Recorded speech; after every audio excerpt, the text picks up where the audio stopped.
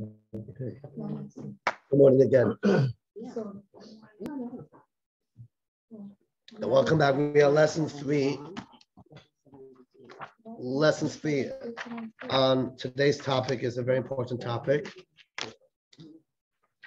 The name of the lesson is The Promised Land. I'll start with a joke.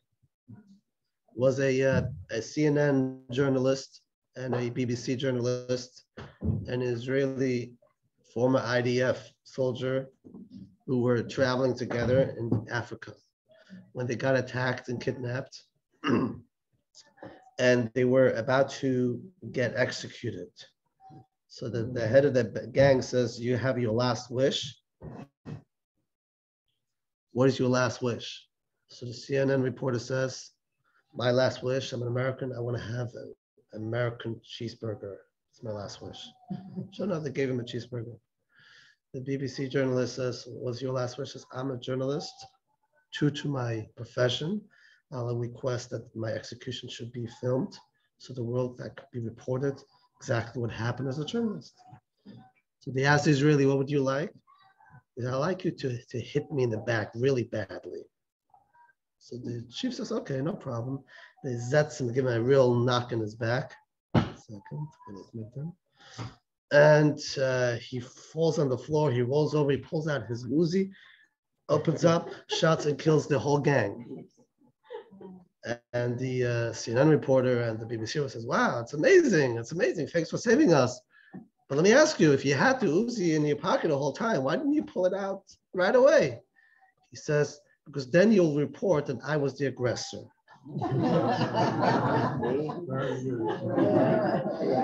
Very true story. Very true. It resonates, right? Okay. And we say in Yiddish, a bittere Gelächter. That means like I don't know how you translate that. A bittere Gelächter. Anybody? A sad laugh. It's a very sad laugh.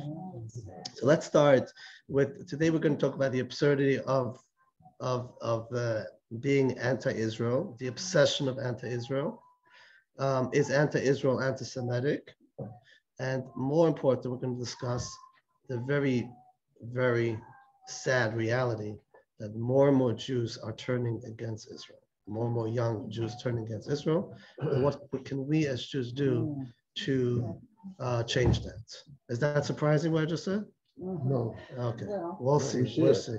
See, we are blessed to live in a very blessed community. But I have friends and families, colleagues on campuses dealing with young professionals, and it's going like this. Where young American Jews are the ones. Neil, do you mind closing the door? Thank you. My kids are singing. Actually, yeah. If we can close their door as well, it'd be great. Huh? Oh, thank you so much. Thank you so much. My kids attend a Jewish online school. Maybe after today's class, you understand why they're in the online Jewish day school. Okay. We're gonna start right away with a video. So sit back, relax, and we're gonna show you the video.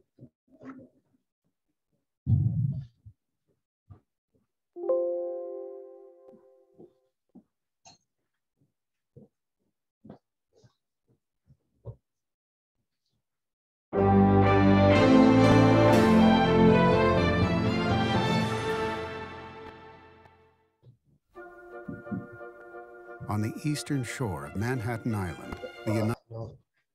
Was it a go? No.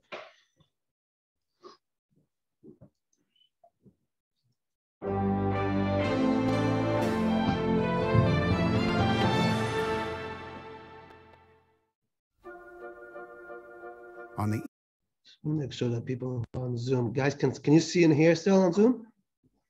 Good. Okay. Sorry, I have to interrupt. Just want to make sure that we have a good flow today. And in addition, and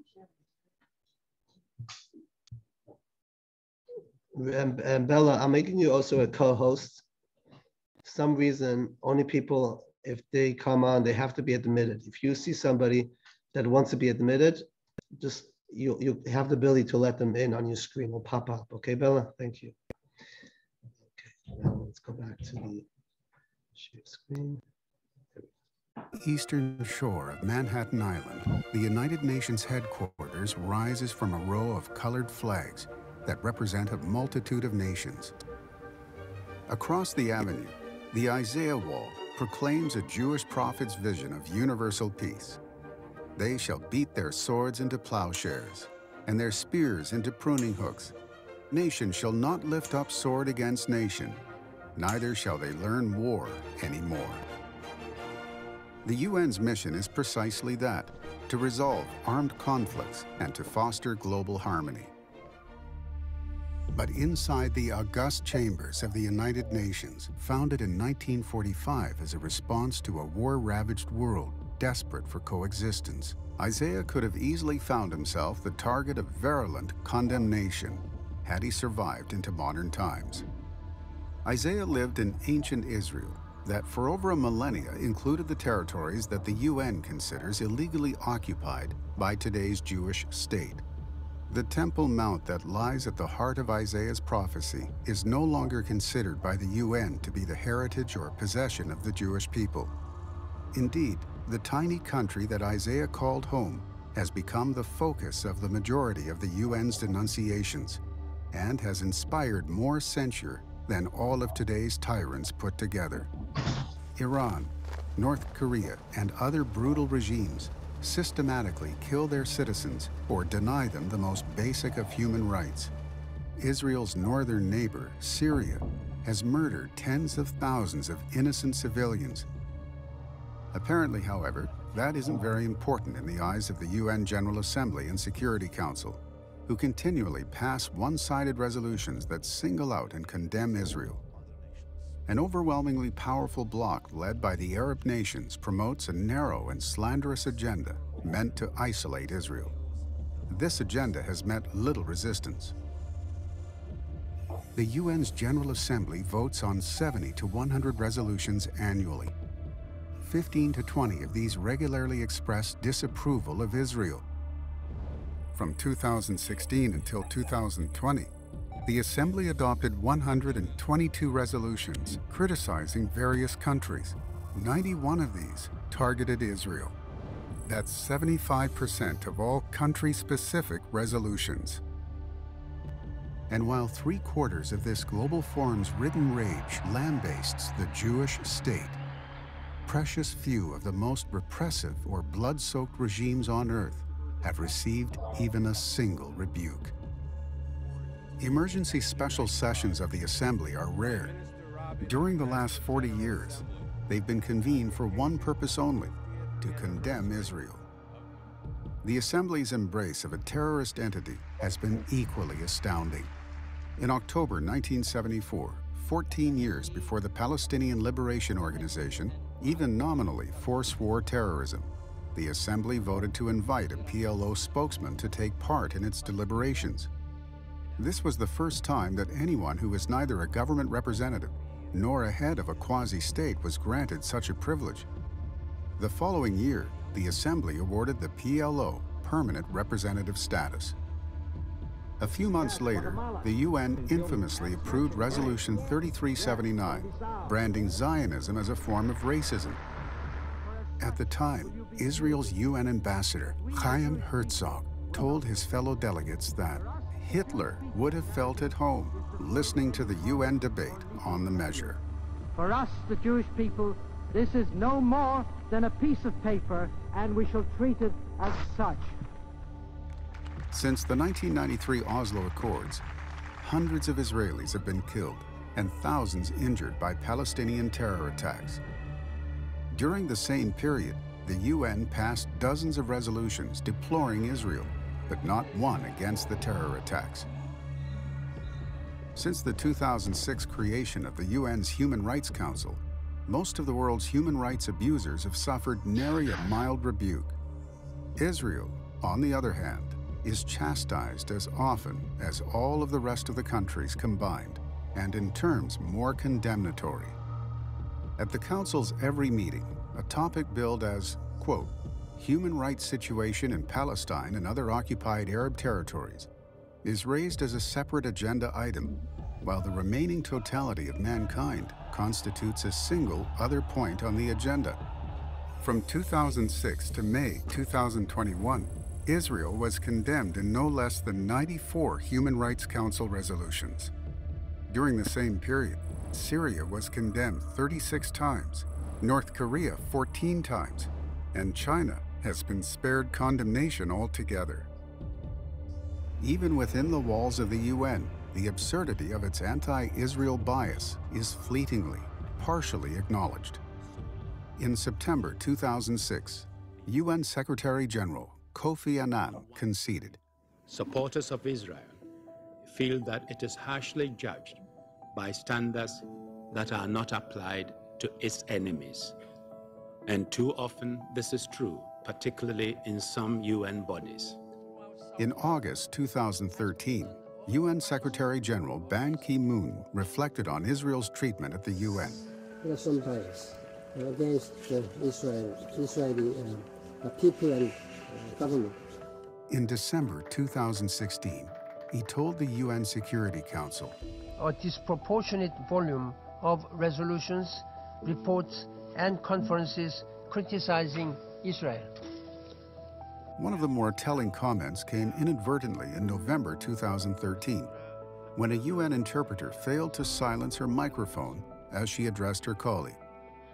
I mean, I think when you have 5 statements, not 5, like a total of 10 resolutions on Israel and Palestine, there's got to be something. C'est un peu trop, no? I mean, I know it's yes, it's right, but it's not there's other really bad happening. Nobody says anything about the other stuff. Apologies. Okay, I understand there was a problem with interpretation. Israel is not larger than 8,019 square miles in total. It is the Middle East's only functioning democracy and champion of human rights. It is a world provider of humanitarian disaster relief and medical, agricultural, ecological, scientific, technological, and security innovations.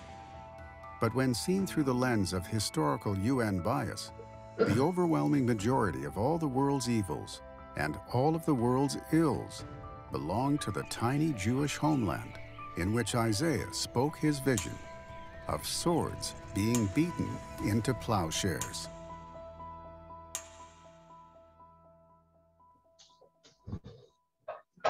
Did you learn anything new?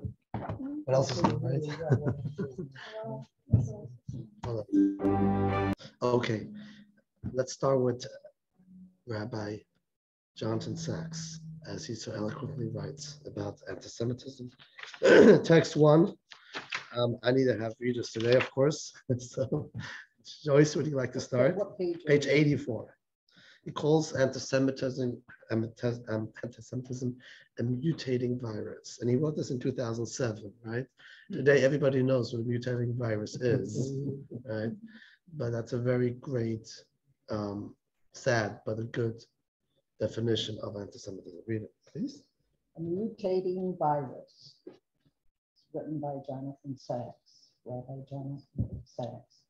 Anti-Semitism is not an ideology, a coherent set of beliefs. It is, in fact, an endless stream of contradictions. The best way of understanding it is to see it as a virus.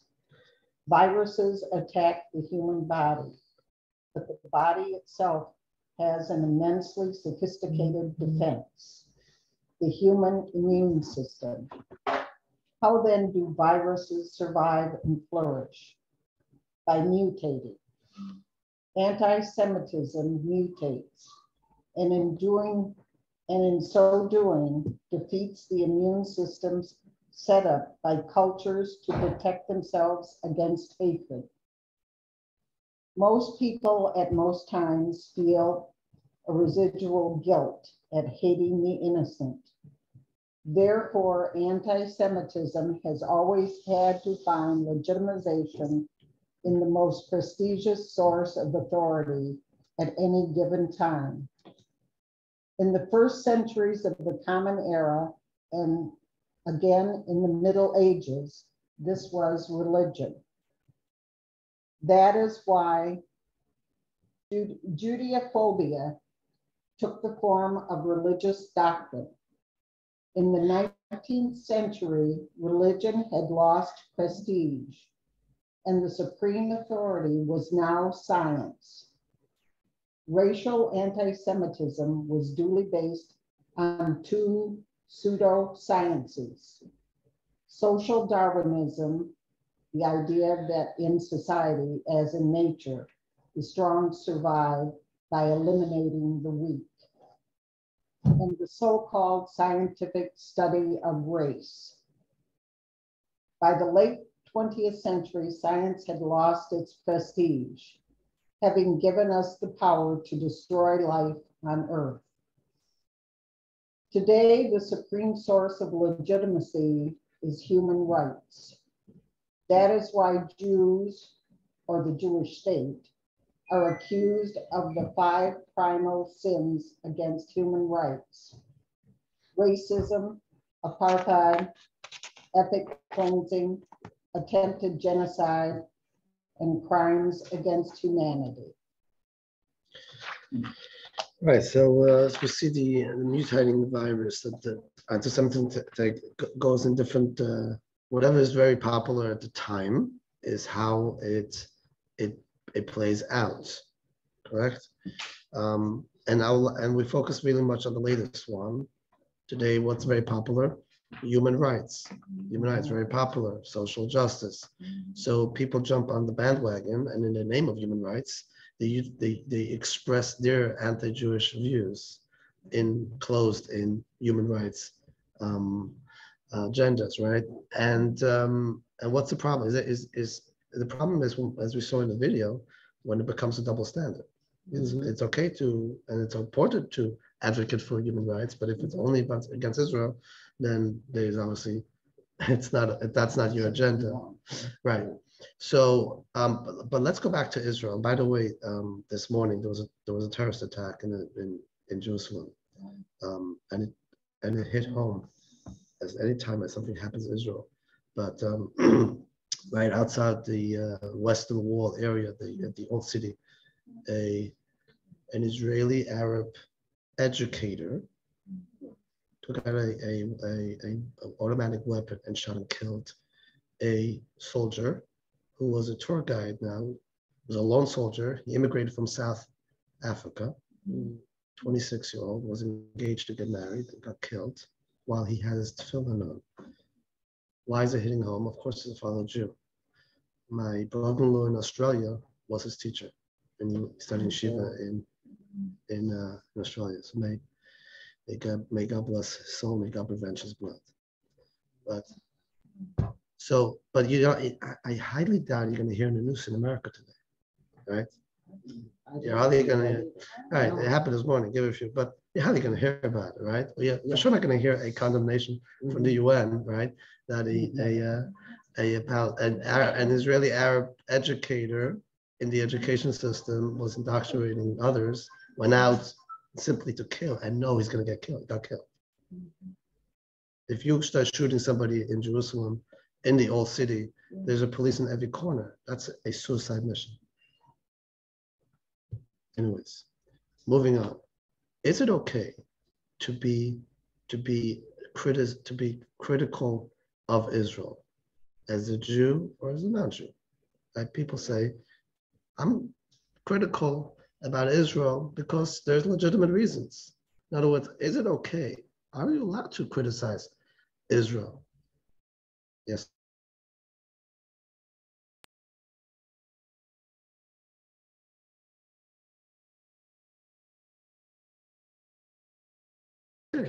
As long as you are being honest to yourself, that you are criticizing it, because Israel's not perfect.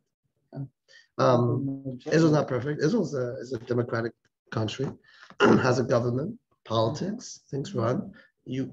Everybody can agree or disagree, and that's fine. But the problem is if it becomes your mantra, that comes to your mission in life, because then it smells. So how do we deal with the double standard? So we go back in history. So Hadrian Emperor Hadrian was a terrible tyrant who tortured the Jews.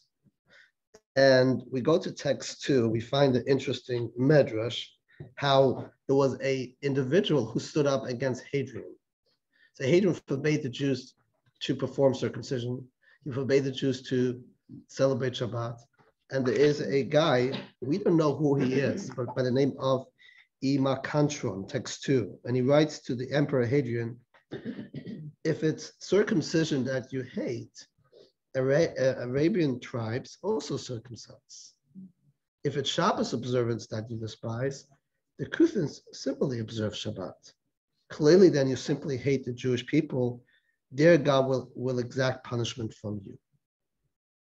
So if you hate circumcisions, why are you only targeting the Jews? The Arabs also do circumcision.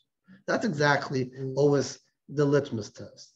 And Nathan Sharansky, we watched lesson 1, the famous Refusnik, who later on became the head of the Jewish Agency, has set up a formula.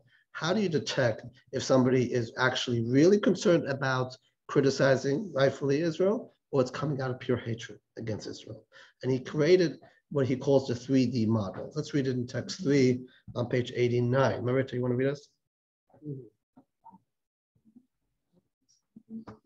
I believe that we have one simple test. I call it the 3D test. So it helps us distinguish legitimate criticism of Israel from anti-Semitism. The first D is the test of demonization. When the Jewish state is being demonized, when Israelis' actions are blown out of all the sensible proportions. A comparison are made between Israel and Nazis and between Palestinians, refugee camps, and Auschwitz.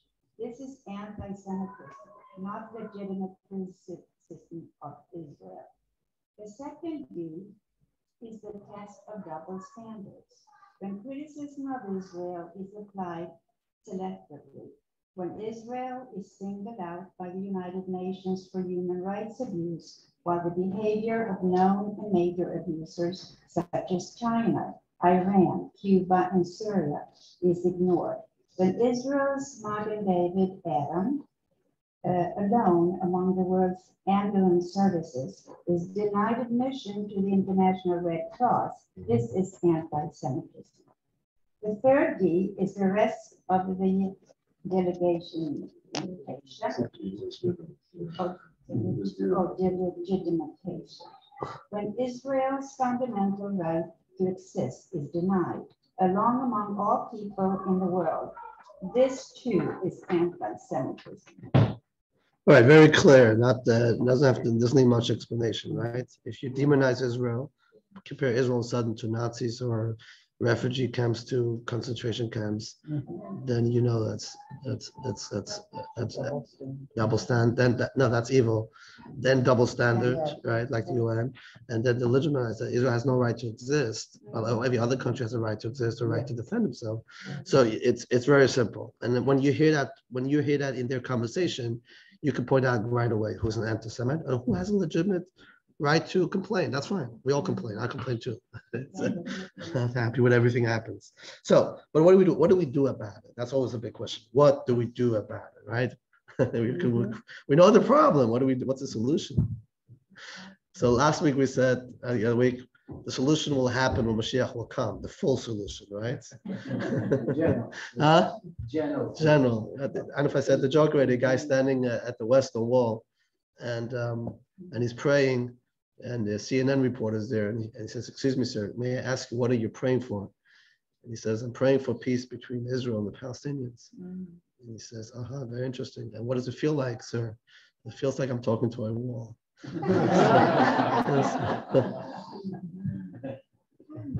Right.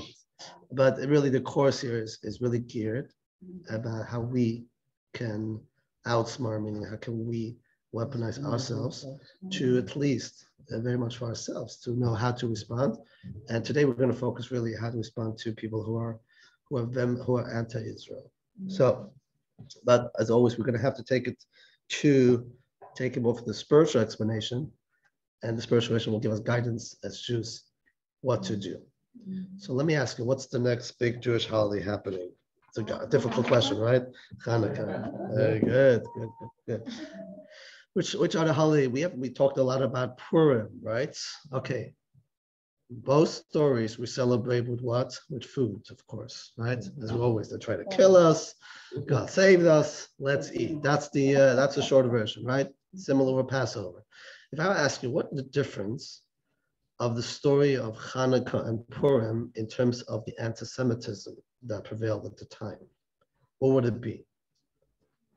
What's the difference? Yeah. And it's Hanukkah because we light the candles anyway. We light the light. We light the light, right? But in the story, in the history of Hanukkah, the actual story, what's the difference between the story of Hanukkah and the story of Purim in the hatred against Jews? Anybody? Would be the same. I'm asking, was it the same anti-Semitism? What are the differences? Queen Esther. Queen Esther. Pharaohs. Yeah. Killing the Jews, saving the Jews, right. Understanding what's going on. Versus Hanukkah, what was Hanukkah the story? The lights lasting. The last line. Isn't that? Yes. Masada? I was in the time of the Masada. Let me recap the story of Hanukkah. So we are very much focused on the menorah, the miracle of the oil, but we fail to actually sometimes understand the story behind it. So just refresh for everyone, and then we can ask the question again. Neil, you know the answer already. Well, yes, in one case, we're relying on somebody else to save us. In the other case of Hanukkah, we actually stood up, formed the militia, more or less saved ourselves. Okay, very good. Yes, in Purim we relied on Esther kind of to save us. On Hanukkah they formed a militia, from the army, the Maccabees, right? Or in the story of Purim there was no open miracle, so to speak. There was no change of nature. So Hanukkah there was a real open miracle. Oil lasted supposed to last for 1 day, lasted for 8 days, right? That'll be a good solution to today's supply chain shortage, right? If your toilet paper can last for more. But the story goes back to, in the story of Hanukkah, which also happened in Israel. The story of Purim happened outside of Israel. The story of Hanukkah happened where the Syrian Greeks came into Israel, took over power. There were the Greeks, but what was the fight? Why did they go and fight? What was their fight about for Jews? Did they try to kill the Jews? It was religion. It was religion. It was not a physical to kill the Jews. It was a spiritual war. They wanted to Hellenize the Jews. The Jews should become indoctrinated in the Greek culture, right? And the first thing they did was to defile the temple. They didn't destroy the temple. They said temple, it's nice, it's an architectural building, it's beautiful, but don't observe God. Let's put our own idols inside our own, and they defiled it. They took the oil and contaminated. There's no such thing as holy oil. So that was the key difference. Hanukkah was what? And Purim was what? The annihilation of Jews, to kill the Jews, right? So if you, there's a very strong difference. So there's the Hanukkah anti-Semite and there's the Purim anti-Semite. You can find a lot of Jews today, right, that might be extremely critical of Israel and it's coming from, and you can see that they just hate Israel, right? But, and I would put them on the category as Hanukkah anti-Semites. They would say, killing Jews? No, they're not, right? I'm a Jew too. So that's really important to look at the lens of the story of Hanukkah and understand what was the underlying. Because I forgot one point. Many Jews became Hellenized Jews in the story of Hanukkah. When you said about an army, do you know how big the army was? The Maccabees, 5 people. Oh, 5 people. Judah the Maccabee and five of his sons. The rest of the Jews were not necessarily fighting. They were like, as long as we can live in peace, they want us to assimilate. They give us security, no problem. Let's throw Shabbat out. Let's throw circumcision out, right? And the Yehuda and the Maccabee understood that that's not going to work. So that's a perfect timing of how we're going to celebrate Hanukkah. That gives us a deeper sense. All right. I want to go to text 4 because Dara Horn is a fabulous writer. I heard so much about her, but I never read her books. But she has a lot of great novels and books. One is called Eternal Life, where she asks the question. She talks a lot to young millenniums, Jewish millenniums. Right, today we are working hard to extend the lifespan of people. Right, we're talking even that possibly we can make people live forever. And she asked the question, how would you live your life if you were told that you could live your life forever? Makes for interesting conversation. But she's very much on the point of anti-Semitism. She writes a lot about it. So here's a text where she brings out this point. And Larry, or if you feel comfortable, good. Yeah. Text 4, page 91. Hanukkah anti-Semitism doesn't demand dead or expelled Jews, at least not at first. Instead, it demands the destruction of Jewish civilization. The process requires not dead Jews, but Jews who are willing to give up whatever specific aspect of Jewish civilization is deemed to be uncool. Of course, Judaism has always been uncool, which is why cool people find it so threatening, and why Jews who are willing to become cool are absolutely necessary to Hanukkah-style anti-Semitism success. In the days of Antiochus, this type of anti-Semitism needed those boys who voluntarily underwent painful genital surgery to prove that Jews weren't a problem, just the barbarity of Jewish law. Hanukkah-style anti-Semitism always promises Jews a kind of nobility, offering them the opportunity to cleanse themselves of whatever the people around them happen to find revolting.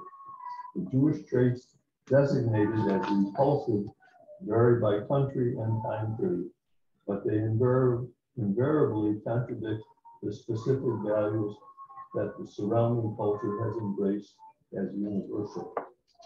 Thanks to Judaism's inherent uncoolness, there will never be a shortage of Jews willing to comply.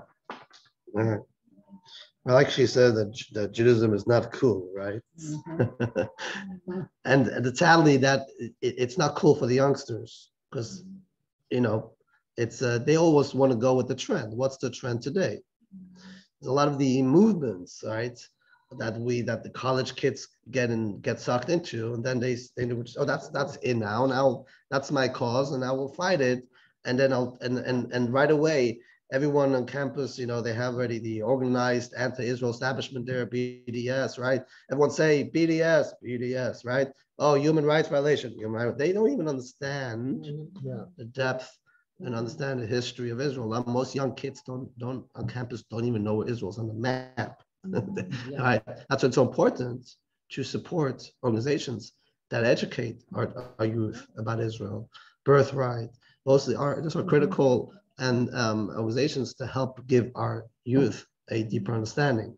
As we're going to see, that's not enough, not working necessarily so well. But let's go first to the arguments. What are the common arguments when we talk about Israel? What are the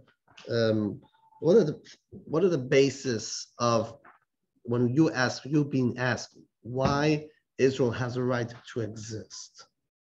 Anybody? Somebody asked, why does Israel have a right to exist? Historical. Okay. What else? God gave us the land. Okay. Well, first of all, the land that centuries. All those people on the planet. Okay. And we lived in that. We lived in that for 3,000 years. Yep. So. Any others? Palestinian population was created in KGB after war, it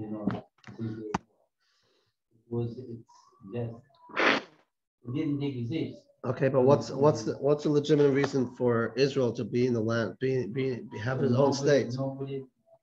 This land doesn't belong to anybody. Because we bought that. It belonged to us. Okay, Rita, that's right, because it belongs to us. Rita was like, okay, great. Yes, because it belongs to us. No question asked. That's right. We bought it. Actually, We didn't buy it. And nobody said, that's it? No other arguments? Okay. All right, I'll help you. Okay, there's three main arguments that people say, we Jews say, and we educate this way. All right, here it is. Let's do this on the slide. Get this already. Okay, common arguments. Number one, it's international law. Nobody said that anymore. Why not? 1947, right? We have the Balfour Declaration before, and then 1947, the UN gives Israel the petition, and Israel becomes a state, a modern state. Okay. Jewish survival, right? Zionism. What's Zionism? Secular Zionism is religious Zionism. Secular Zionism, father of Zionism, Theodor Herzl, look at that we Jews need a land to be safe, right? And so we have, and that's deep rooted, and so we need a land to be safe, so survive, especially after World War II. Jews had nowhere to go, so they got back our land. And number three, as many of you mentioned, history. Israel belongs to the Jews for the last 3,000 years. Jews have lived there for 3,000 years continuously, by the way. There's never been a time where Jews didn't have lived in Israel. People sometimes have that think that, yeah, we were in Israel 2,000 years ago, and the temple got destroyed, and we came back in 1947. So anybody who goes to Israel, and you just tour Israel, you see synagogues from 1,500 years, 1,000 years, tombstones, everything. And I have families all the way back hundreds of years that actually lived in Israel. I mentioned last week, it was Rivka's great-grandfather was the chief rabbi of Jerusalem in 1920s. That's before this date. So what are the counter arguments that you hear when you say, well, it's international law? It's interesting that nobody said that. Nobody said here in this crowd that it's the state of Israel became law in 1947, because that's a very weak argument. Because international law, right? What does international law mean to you? Anything? When you hear international law, right? Does that mean something to you? Very little, right? As you see what type of body the UN is, right? That's a bunch of clowns making laws, right? Or if you have if you pass a law, you can also pass a law against it, right? So okay, so you had, maybe in 1947 the world had Rahmanis, there were, the Jews just had a Holocaust. Okay, but you kicked out the Palestinians. They were there before you. They are the real owners. So and the UN has passed so many laws already, deeming Israel, section of Israel as illegal, right? Illegal settlements, and even I was in the video, Isaiah, right? Where Isaiah lived actually is considered illegal Jewish territory, right? But they have their Isaiah on their wall, right? Like, that's such a contradiction. Yes. So that doesn't work, really. Jewish survival. Jewish survival. So we need to live, is that an argument for Jewish survival? I can take away somebody's property? If I want to survive, and can I just say, oh, my neighbor, get out of here, I want to survive? That doesn't, you can buy the land, but you can't say because Jewish survival. Like, so the Palestinians say, we don't care about Jewish survival, go somewhere else. Right? Don't take away what's ours, go somewhere else. And is Israel really the safest place for Jews? As safe as any other place. Well, surrounded. It's surrounded by Iran and all our terrorists, and it's not really the safest place for Jews. So you can't say, oh, it's the safest way, we're going to be there.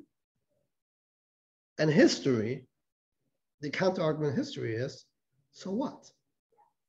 So what if the Jews had the land for 3,000 years? A lot has changed. there were wars in 3,000 years, right? People came again. I mean, if you go back 3,000 years, then maybe, the Greeks could come and take away the countries that they owned. And the Dutch can come and say, New York belongs to us. So this is actually a real problem because we are educating ourselves and been educated on these arguments, but they're not really strong arguments because easily they can be counter arguments. I'm not saying that's legit what they're saying. I'm saying you don't necessarily only win in the court of arguments, the court of opinions. Okay, so what we're going to do is we're going to actually look at another important argument that we just really need to understand, deeply understand. Because if we just don't know why we have ownership of Israel, why we have a right for Israel, then for sure the non-Jews won't know it, right? Our children don't know it, and that's where we have the problem that we are today. Guys can still hear me? I'm good? Okay, you guys following? Okay. God gave us the Israel. Okay, so yes, so I'm going to come to that. Obviously, I'm the rabbi, and I'm going to say God gave us Israel and mentioned it as well. And that's really going to be, but we're going to unpack that a little bit more deeper. Before we do that, we're going to see it in writing, yeah, exactly. But here, before I go to I want to read text 5 because it speaks so much volume of a Jewish kid who writes this in the Los Angeles Times just about a year ago, right?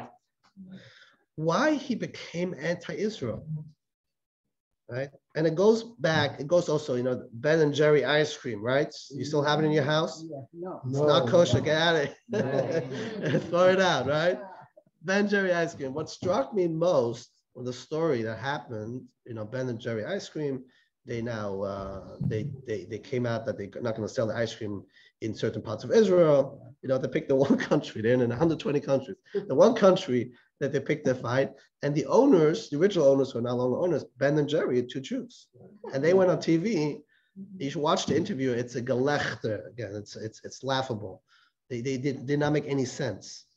And they say, well, we're not anti-Semites, we're Jews, right? We're not anti-Semites, we're just anti, but again, it's misguided. We don't hate Jews that hate Israel. We have to love them too. And we're going to see soon, we need to invoke in them, because they have a neshama, we have to invoke in them that they should also love Israel for the right reasons. And that's a problem. We miss to teach the right reasons. Look at this kid here in text 5. Richard, you want to read us text 5? Sure. Page 94. Sure. When I was a Jewish kid growing up in suburban Los Angeles, we thought being Jewish meant supporting Israel. There wasn't a choice.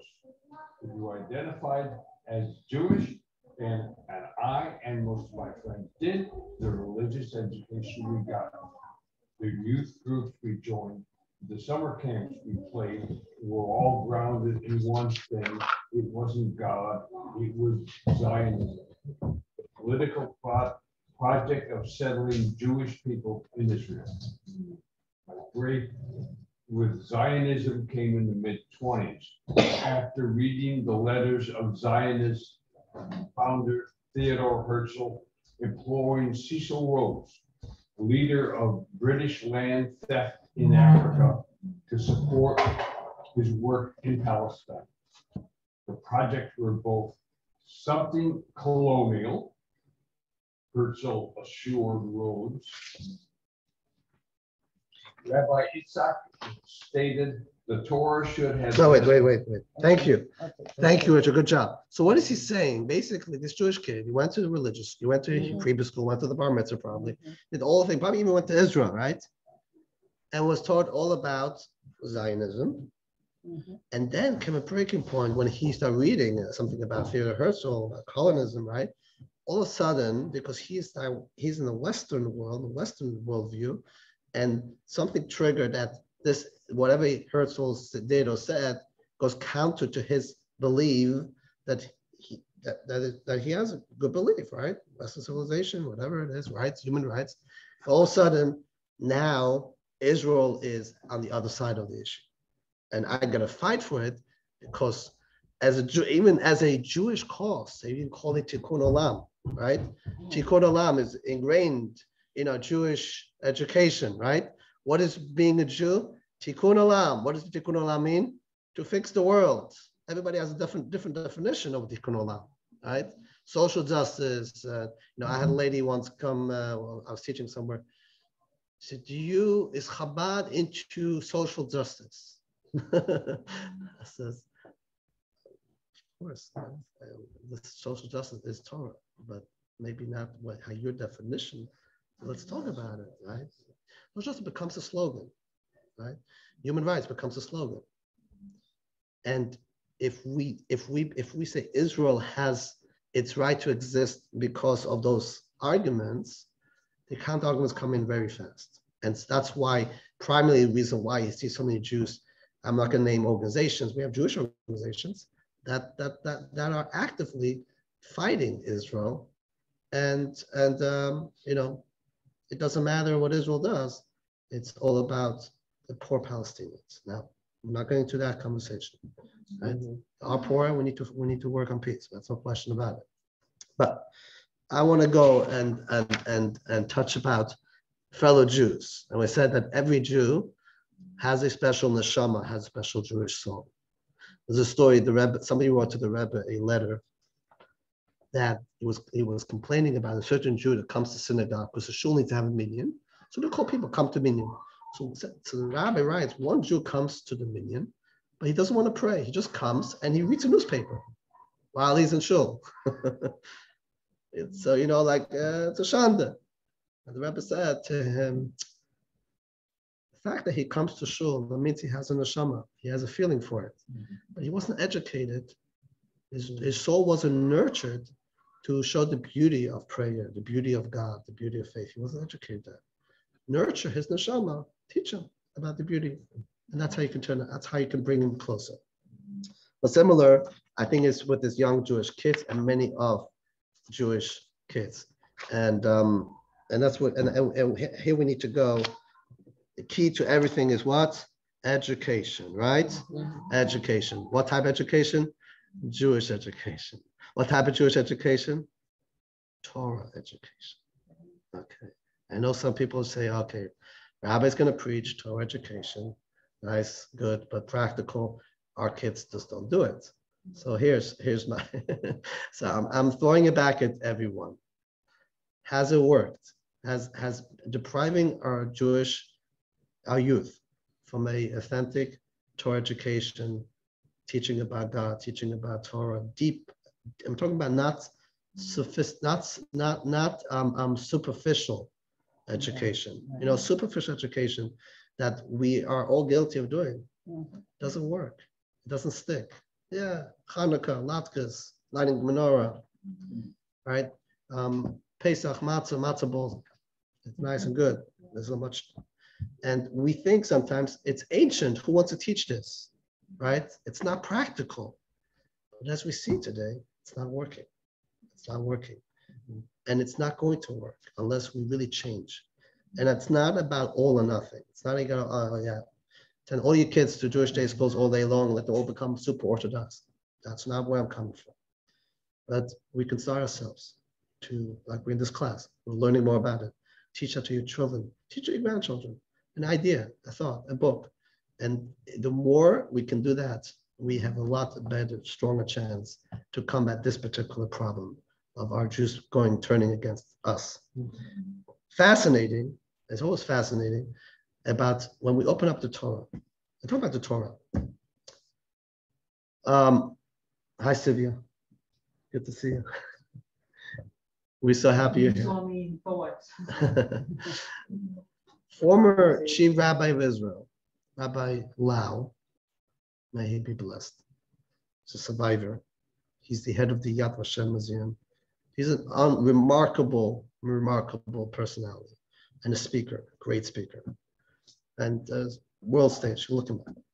He shares a story that he had with David Ben Gurion.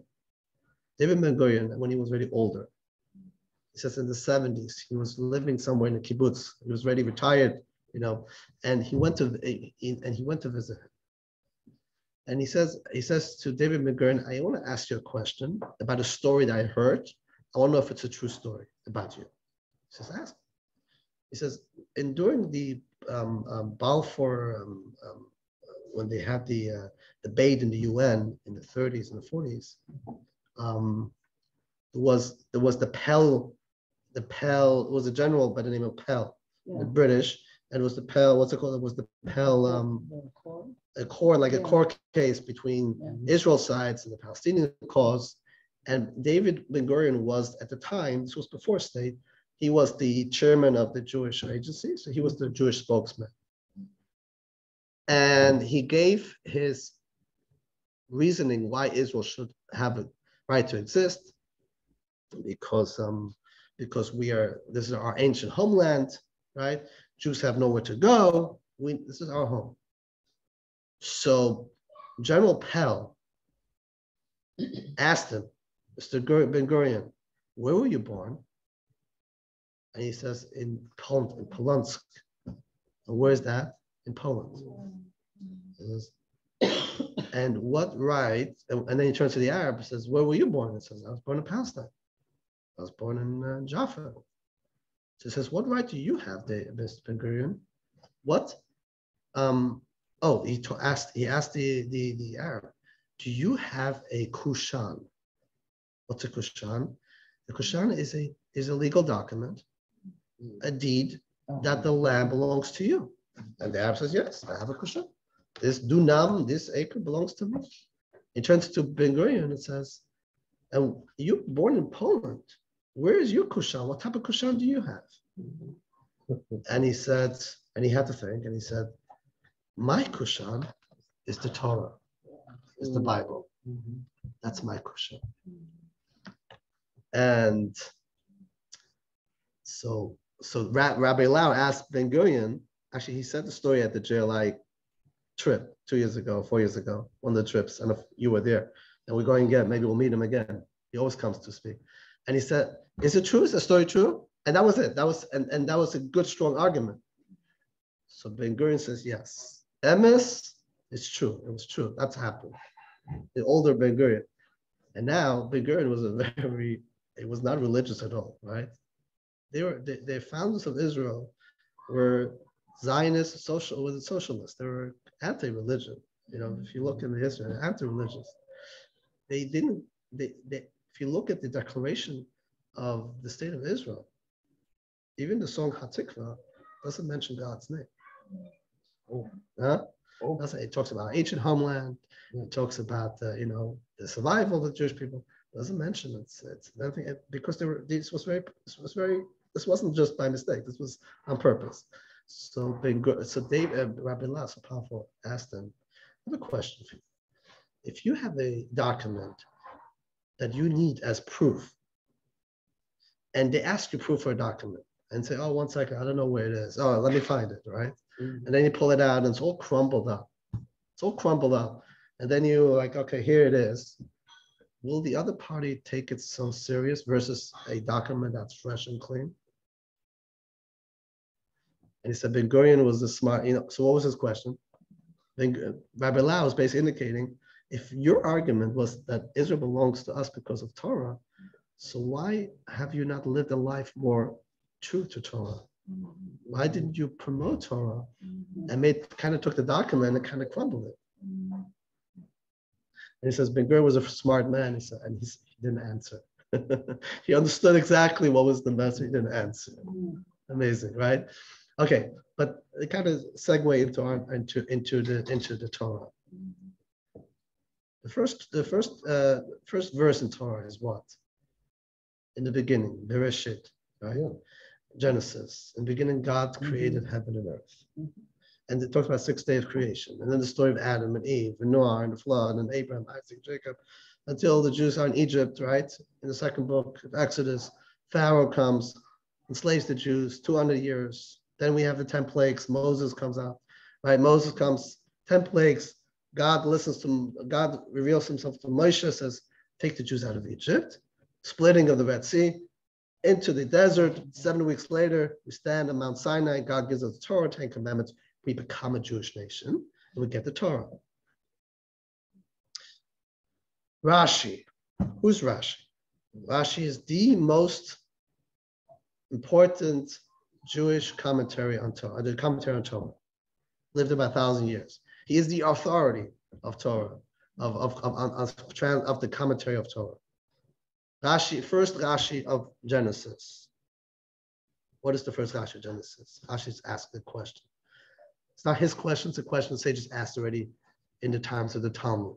Why does the Torah begin with the story of creation? If the Torah is the law, it's about, right, giving us the laws, how to be Jewish. The Torah should have started from the time of the Exodus. Why give us all the stories? Torah is not a storybook. We have the medrash for that.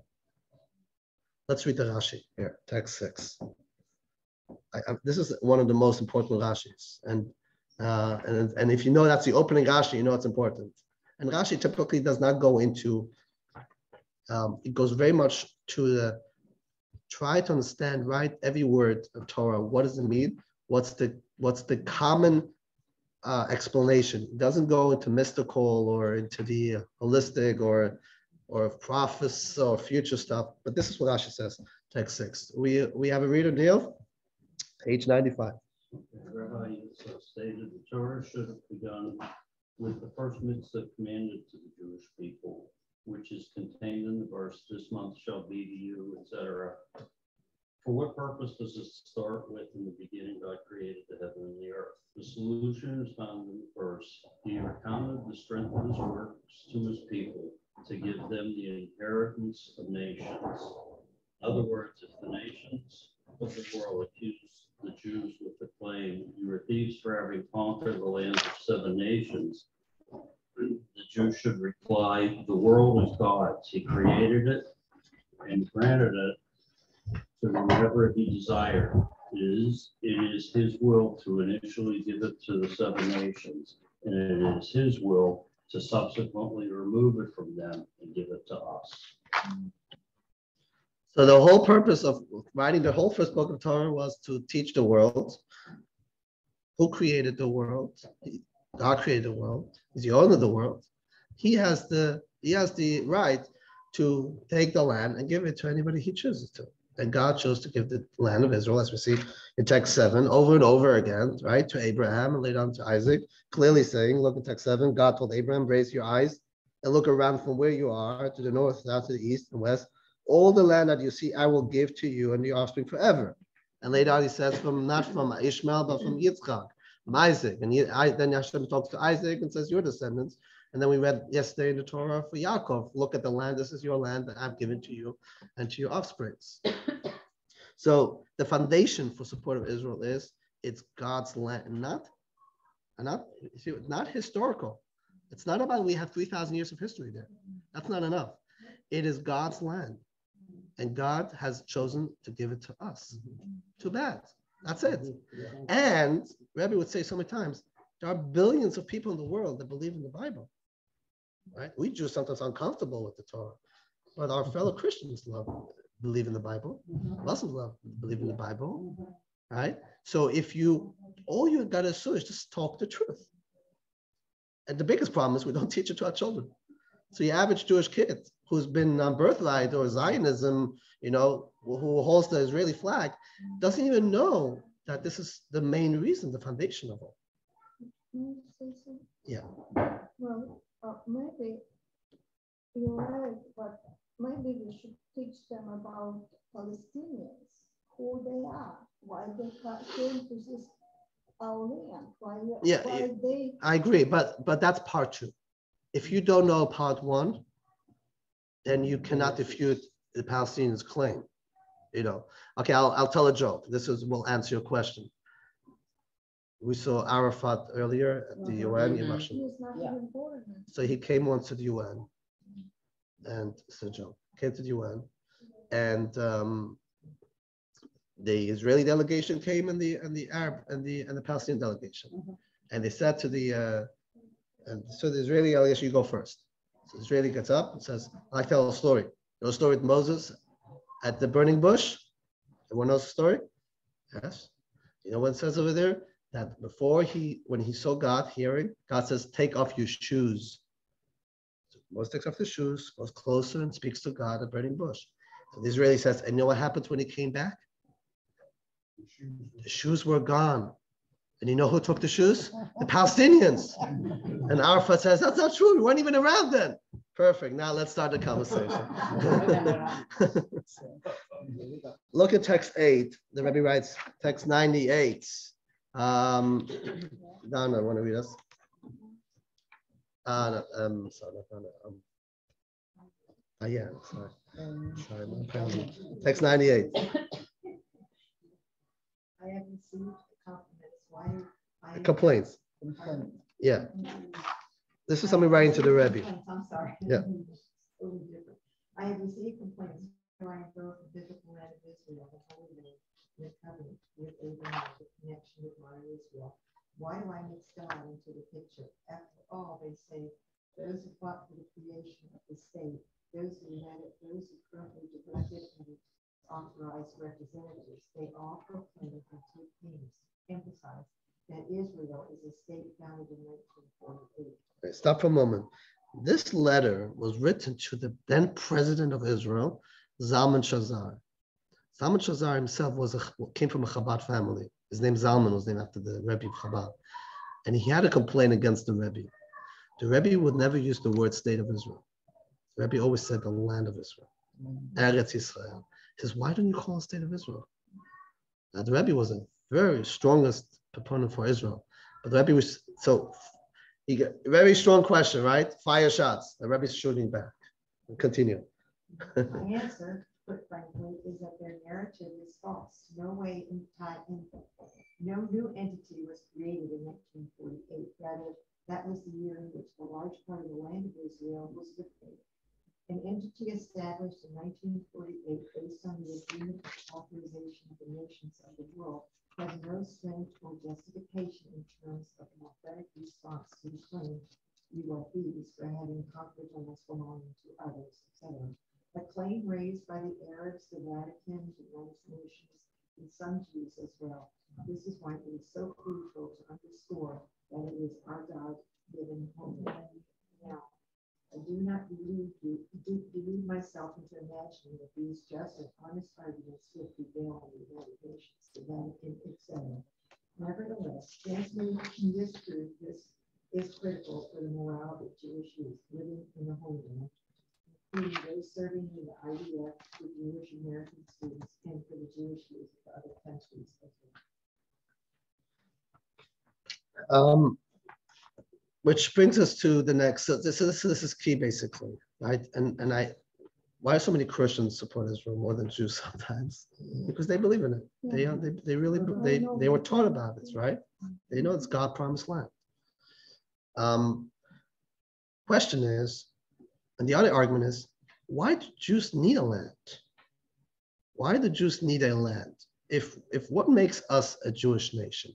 So most nations in the world become a nation when they there's a collective group of people, right, in a certain geographical area, right? And that makes the nation. That makes this a nation, that nation, that nation. Jews are not a nation dependent on a geographical location, correct? Because we were Jews outside of Israel. Jews were exiled and we're still Jews, right? We're not bound to a specific location. And even stronger is the argument, what makes us a nation? If the land doesn't make us a nation, what makes us Jews a nation? Is it that we are family? Anybody could join, become a convert, become a Jew. Is it a common language? Jews have all different type of languages, right? You don't have to speak Hebrew to be Jewish, right? There are Jews who live all different languages. Backgrounds, this all, right? Ashkenazi, Jews, Sephardi, all different types. So what makes us a nation? In in text 9 from Rabbi Gaon, Rabbi Sadi Gaon says, the Jewish nation is only a nation through its Torah. It is only through Torah we are a nation. So now, we had once the Rabbi Labor Wolf here from Australia. He shared a story that he met with the Dalai Lama. Rabbi Labor Wolf's very into meditation. We're going to do the course in February about meditation. He'll be part of the writers of the course. He met once with the Dalai Lama. The Dalai Lama asked him, what is the secret of Jewish survival? How come You Jews are out away from your homeland for 2,000 years, and he's still around. My people are away from under 50 years, and we have a hard time keeping our identity. So Rabbi Wolf said, we Jews never left our homeland. Our homeland is the Torah. Wherever Jews went, we took the Torah with us. So that's a great answer. But that gives already an argument. So why do you need a land? You want to be Jewish? Oh, come to America. You have your synagogues in America. Build your synagogues in Poland. Why do you have the argument? Why do you need a land? So the Rebbe explains this from a historical perspective in text 10. Text 10. He's basically writing why the Torah is our nationhood. Shelley, would you like to read us? Text 10, page 102. Objective, unprejudiced survey of the long history of our people will at once bring to light the reality that our survival as a nation was not the result of material wealth or physical strength. Even during the most prosperous times under the united monarchy of King Solomon, the Jewish people, as well as its country, were materially insignificant by comparison with contemporary world empires such as Egypt, Assyria, and Babylonia. Nor was it our active statehood or the control of our geographic homeland that secured our existence, as is evidenced from the reality that for the vast majority of our history, our people have lived in exile without a kingdom and without a homeland. Similarly, our Hebrew language did not play a vital role in our perpetuation, for even in biblical times, Aramaic supplanted the Holy Tongue as the spoken language to the extent that parts of the scripture, almost all of our Babylonian Talmud, the Zohar, and other key works were composed in Aramaic instead of Hebrew. Later in the times of Rabbi Sadia, Gaon, and Maimonides, most of the Jewish masses spoke Arabic, and further down the line, it was Yiddish and other languages. It is also impossible to ascribe any common secular culture or contemporary scientific knowledge as a major preservation factor for our people, since such matters morphed radically from one era to another.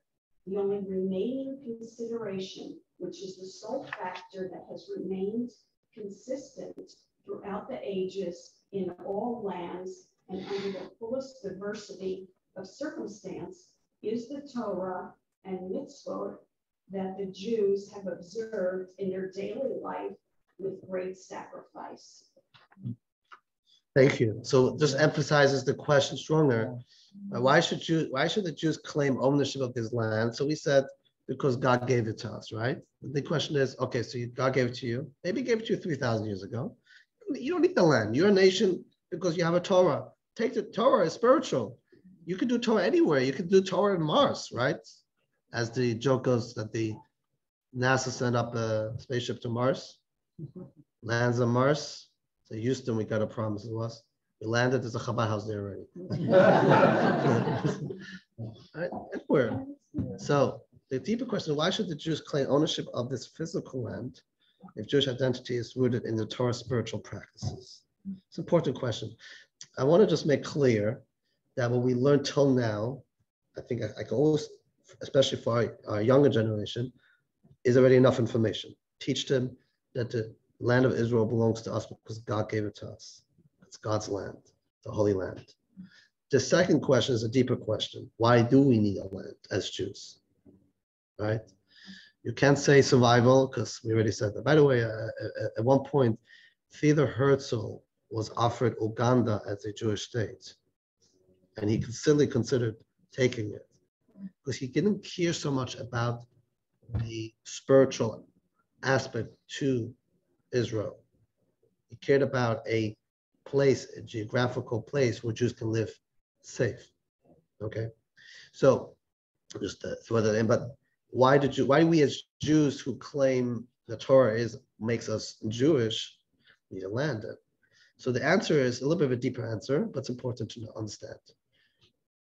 Torah, and this we're going to learn in the meditation class too. The Jewish meditation, there's going to be a course on Jewish meditation in February from the July. Jewish meditation versus conventional meditation is that conventional meditation is about disengagement. It's about to have more of an out-of-body experience. That's where you find peace and tranquility. Jewish meditation is about to engage the universe, to elevate the physical, to connect everything physical and make it more spiritual. That's why everything in Judaism is action-oriented. It's not enough that I have a meditation about giving tzedakah. That's nice, but you got to give tzedakah. You got to actually give the money. Otherwise, it's not a mitzvah. You can't meditate on the meaning of the high holidays blowing the shofar if you don't actually blow the shofar. So every mitzvah, 613 mitzvot, are connected to something physical. God wanted to give us the land where we can explore and experience the transition from the spiritual into the physical, transforming mundane into something holy. I take a coffee and make a blessing, it becomes a holy coffee because now I'm drinking it. I elevated a coffee because it's giving me strength. I can teach Torah. I can help other people. So God wanted a model, take a geographical location where Torah can be experienced to its fullest. But that's why he gave us the land and a model not just for us, but for the world. Because what does it mean that we are a light unto the nation? That we teach the teachings of God and universal values of morality and goodness and kindness in actuality, not just as a spiritual teaching, but as a physical teaching. And look at Israel today. We look at Israel is working hard to achieve that, right? The army is an army that has a very moral compass, is the most moral army, but it needs to be infused more and more with the values of Torah. So when the world sees us, this is an army this is our people who are God's people. They're doing God's work. Let's finish up with text 11. Who wants to read? Go ahead. Text 11, page 104. The response to this is that the relationship between the Jewish people and the land of Israel is unique. It is not comparable to the relationship between any other nation and its homeland. Rather, the Jewish land is an integral part of the Jewish people's spiritual mission. The ultimate goal of the Jewish people's divine service is to turn this tangible world into a home for godly revelation to the point that God's holiness dwells specifically in the physical reality of this world. For this reason, the majority of the Torah's commandments involve physical activities, so that the fulfillment of Torah and mitzvah installs sensitivity into tangible materials. It was therefore critical to provide the Jews with the land of Israel, but physically, and to provide them with an abundance of mitzvah that can be performed exclusively with this land. For this expresses the entire goal of the Jewish people and the purpose of the Torah to conquer the physical dimension of the world and transform it into a home for God. And that's really key. Now you can say why that specific piece of land. Okay, that's God has chosen. God said this will be our eternal home, eternal land, and that's why the land is holy. You go to Israel, you feel that holiness, right? Because it's not because we were living there for 3,000 years. God has chosen that piece of land, but it also doesn't mean that we all need to be there necessarily in order to be Torah Jews or follow Torah, we can take the lesson of Israel everywhere with us and make this our little Israel. Of course, if you can and move to Israel, by all means, I'll be out of business. I'll be happy. If you all move to Israel, I'll come with you. Right? I'll come with you. But the point is that we need to support Israel. We understand why support Israel. Israel is our God's given gift. As a Jew, we have a responsibility towards it and to teach that and to live by it. And the beauty is, I'll finish with a story that the third Rebbe of Chabad, this week is a very big Chabad week in our history. So the first Rebbe of Chabad was the author of the Tanya that I teach on Monday, lived about 300 years ago. He was arrested by the Russian government, by the Tsar, for trying to overthrow, the claim was that he was trying to overthrow the Tsar because he was sending money to Israel at the time. In Israel at the time, there were Jews there. He was supporting poor Jews in Israel, collecting money. Israel at the time was under the Turkish rulers. And Turkey and Russia were the biggest enemies. So when they saw that he's sending money, he established a charity called Kol Chabad, which is the oldest Jewish still existing charity. You can look it up. Kol Chabad has many soup kitchens in Israel to today, established 300 years ago. He was taken in by the Tsar, and they could have killed him, executed him. There was no real, this wasn't America or even that. So, and miraculously, on the 19th of Kislev, which is going to be on Tuesday, he was released. It was a tremendous miracle. We celebrate that day as the New Year for Chabad, the Chabad movement. On Tuesday, during our lunch for the bagels, we're going to celebrate a bit more. And we'll talk about it. But the point is, his grandson was a third Rebbe Chabad. His name was Menachem Mendel. He lived in the early 1820s, 1840s. And he had many students, many Jews try to go to Israel. So he had a follower, a chassid, didn't want to go to Israel, but he couldn't make it. It didn't work out. And he was very down. So he came to the Rebbe, he said, I want to go to Israel. What should I do? And the Rebbe told him in Yiddish, Mach do Eretz Yisrael. Make your home Israel-like. Right? If you've been to Israel, you could be in Israel and not be in Israel. You could not be in Israel and be in Israel. If you express the ideas of God in reality, in physical things, eating kosher, lighting Shabbat candles, paying tefillin, prayer. It's not just an idea, you're actually living it. That is your land of Israel that you're creating. And that speaks volume to our children, to our grandchildren. So do it. Any questions? Any questions? Okay. And so if there's no questions, I'll make announcements. How's that? Yes. This is kind of going a little bit okay, so I have a hypothetical situation. Yeah. That there's a city, within the city, there's an area that's a large community in the United States. There's a kosher bakery there.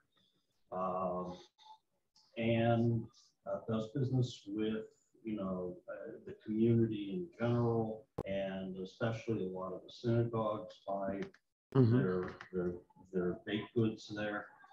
And somehow the owner of this is a woman. I don't know if she's Jewish, doesn't matter to the story, but this woman is interviewed and also wrote a piece supporting the BDS movement. Right. So this came out in the community, okay? So I have my own view. I don't live in that community, but I know what I would have done had I been there. Mm-hmm. And if it was to make it my business to do something. How does one deal with we're dealing with things on a part of this is a very personal thing in terms of understanding and developing other things, and it's that longer term. But what do you deal with this situation? Neil, thank you for the question. It's our topic next week. He didn't pay me for that. It is the last lesson. It's the last lesson. We basically went from class of 1, right? Having faith in God. Last week we learned about the Hamans and the ditch and the emptiness. Today we learned about having a deeper belief in idea of why we need Israel, why Israel is important to us. I was like, okay, so practical, what do we do now? Because this is there's a lot of, like you said, these are eternal messages, right? More fundamental, foundational ideas. Practical. The bakery is doing BDS. What do I do? Go out and smash the glasses? Do I boycott them? What do we do? Lesson 4. To be tuned. Thank you so much. Now, one second. Okay. Now, let me just conclude with a few announcements. Number 1, reminder, next week we're not having class. Okay. We're going to be at the Hanukkah event. We're going to have the last class on December 5th, on 2 weeks from today, December 6th. No. It's the 5th. Yeah. And I want you to mark your calendar. Not for I was plugging away the meditation class, but here most requested course that I've given is the course about soul and afterlife. I've given it 3-4 times already. I know in my sleep. And Rivka, God willing, will have a baby soon in good time. And I was asked to take over her class on Tuesday after the new year.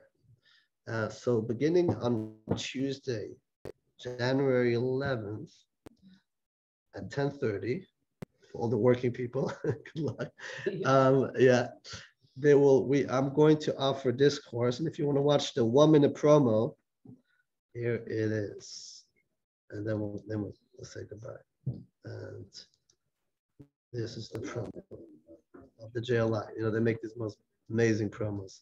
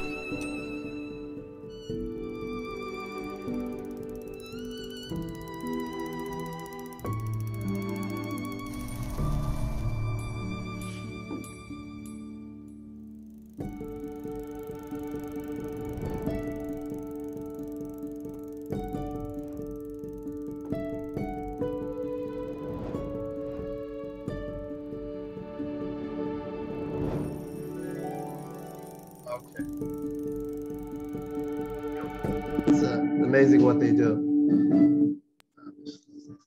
Okay, January 11th. Those who haven't taken, and those who took it already, invite to come back. Next Sunday do we get together here? No, not next Sunday. I know, but next Sunday. For Hanukkah?